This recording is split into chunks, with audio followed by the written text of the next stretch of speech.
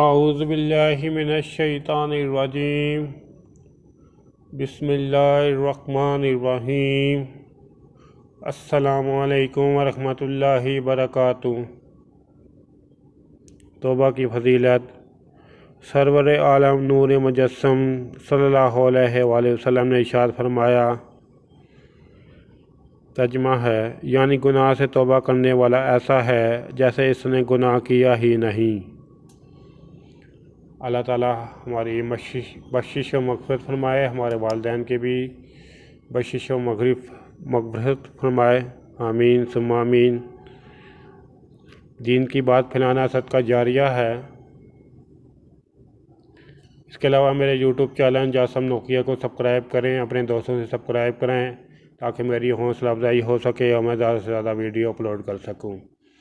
السلام علیکم ورحمۃ اللہ وبرکاتہ۔